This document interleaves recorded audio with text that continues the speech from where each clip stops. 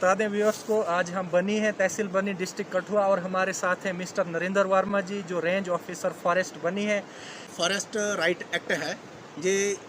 हमारे हिंदुस्तान में दो ही था और इसके जो रूल्स हैं वो 2006-7 में फ्रेम हुए और 2008 को इम्प्लीमेंटेशन हुआ पूरे हिंदुस्तान में, एक्सेप्ट JNK, क्योंकि ये स्टेट हमारी 370 था। तो जब ये ड्यूटी के अंडर आ गया अक्टूबर में, उसके बाद इसकी गाइडलाइंस आ गई और हमें एक इसकी डेडलाइन दी गई कि इस टाइम पीरियड के अंदर ये पूरा इसका जो इम्प्लीमेंटेशन है वो होनी चाहिए। तो ये 15 तारीख से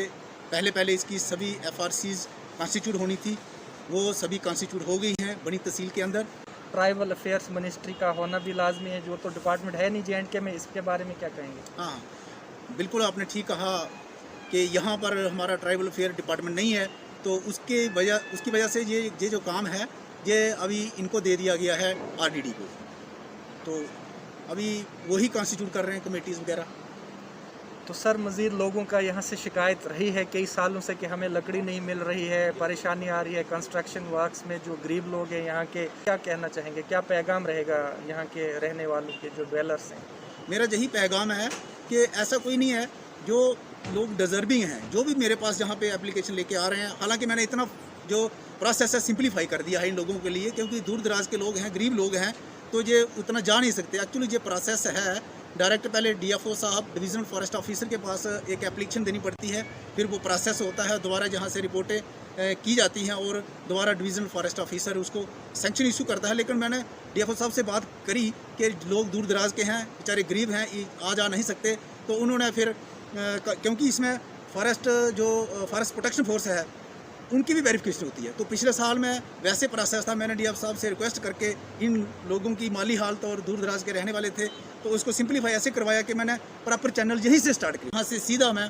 रिकमेंड करके DFO साहब से सेंक्शन आ जाती है। इन लोगों को सफ़र नहीं होना पड़ता है। और मेरे पास जितनी भी सेंक्शन आई है, मेरे ऑफिस में अभी कोई भी पेंडिंग नहीं है। जब कुछ लोग शिकायत कर रहे थे कि लोगों को लकड़ी नहीं मिल रही है, तो ये है वो है, लेकिन मैंने उनको बोला कि जो आपके रिप्रेजेंटेटिव हैं, जैसे कोई सरपंचीज हैं, जो भी जिनको आपने अपना नुमाइंदा बनाया है,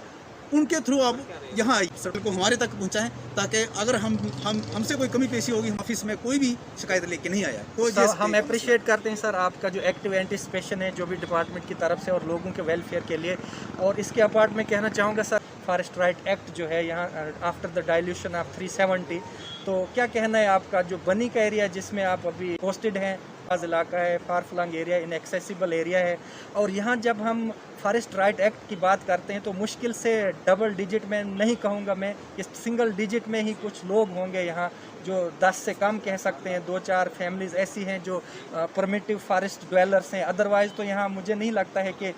फॉरेस्ट ड्वेलर हैं यहाँ पे ज़्यादा। मुझे भी जहाँ कोई 1 साल के लगभग हो गया, तो जहाँ OTFDs, जैसे आपने बोला कि अदर ट्रेडिशनल डेवलपर्स, जहाँ बहुत ही कम है, और गद्दी की है और गुजर्स मैक्सिमम यही है, बकरवाल भी कम ही है इस एरिया में। तो आपने ठीक कहा कि ये लोग हैं, लेकिन इनके लिए जो एक उन्हें अगर क्लेम करना है तो उसके लिए एक कंडीशन है कि 2005 से पहले वहाँ पर उनका पोजेसन होना। अगर गलत केस आएगा, उसको वेरिफिकेशन के टाइम अगर गलत हो गया, फिर रिजेक्ट होगा। तो मेरी कोशिश यही होगी कि वो ठीक केस आगे भेजें, ताकि जो गवर्नमेंट का मकसद है कि जो परमिटिव लोग हैं, जो फॉरेस्ट पे डिपेंड लोग हैं, वो उनकी जो जीवन यापन है वो अच्छे ढंग से हो, क्योंकि वो पहले तो इलीगल तरीके से रहते थे, अब उनको लीगलाइज किया जाएगा, लेकिन उसकी आड़ में कहीं कोई गलत लोग नहीं आ जाएं, जो इन्फ्लुएंशियल हो या किसी तरीके का उनका इन्फ्लुएंस हो, वो इसमें नहीं आने चाहिए। और मैं एक बात और आपके माध्यम से एक बात और मैं सबको ये मैसेज देना चाहता हूँ कि अगर फॉरेस्ट हैं तो फॉरेस्ट राइट्स भी हैं, अगर फॉरेस्ट ही नहीं होंगे तो राइट क्या होंगे? तो इसलिए हम सब की जो ड्यूटी बनती है, प्राइम ड्यूटी बनती है, हमें अपने जंगलों को बचाना है, अपनी बायोडाइवर्सिटी को बचाना है, और ख़ासकर जो जिनको जो राइट्स मिल रहे हैं वो लोग जंगल में ही हमारे मुलाजिम का सहयोग दें, ताकि जो हमारे जंगल जो हैं वो अच्छे से अच्छे। में जो इंक्रोचमेंट्स हुई है, इलीगल इंक्रोचमेंट्स, चाहे वो फॉरेस्ट लैंड की बात की जाए या स्टेट लैंड की, आप तो फॉरेस्ट की बात करेंगे, उसके बारे में क्या इकदाम उठाए गए हैं? और हायर अथॉरिटी से भी ये आर्डर आया हुआ है कि ये जो रिट्रीव की जाए फॉरेस्ट लैंड, और यही सबक होना है, इकोसिस्टम कोलैप्सिंग है, ग्लोबल वार्मिंग है, तो सब बारिश का दारोमदार, मौसम का सीजनल चेंज, ये सब फॉरेस्ट पे ही डिपेंड है सर, क्या कहेंगे? हाँ, बिल्कुल सर, आपने बिल्कुल ठीक कहा कि अगर जंगल है तो सब कुछ है, क्योंकि अगर जंगल ही नहीं है तो कुछ भी नहीं है। तो ये हमारी प्राइम ड्यूटी बनती है जंगलों का प्रोटेक्शन करना। लेकिन किसी तरीके से कहीं कोई डाइल्यूशन की वजह से या किसी तरीके से भी कोई जंगलों में इंक्रोचमेंट हुई हैं तो उनके बारे में ये कहना चाहूँगा कि जो इलीगल इंक्रोचमेंट्स हैं, एक्सेप्ट ये नहीं है कि FRA आ गया तो बाकी सब एक्ट खत्म हो गए।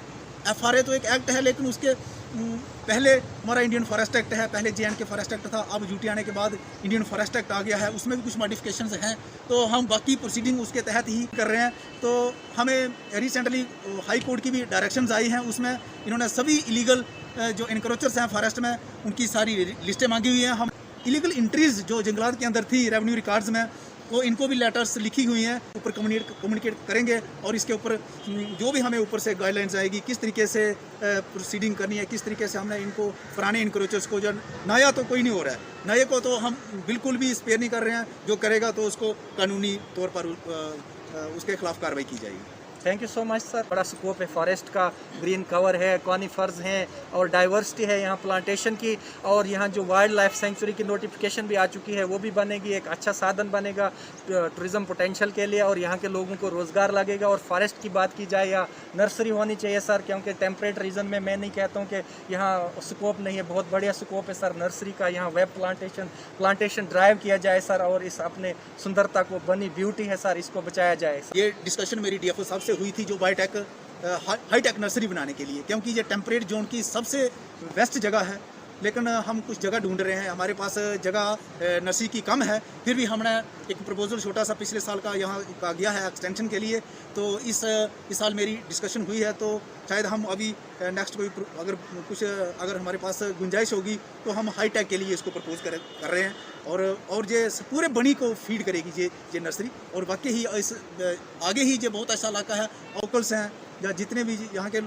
कोई नुमाइंदे हैं, तो उनकी मदद से हम इन जंगलों को और हरा भरा करने की कोशिश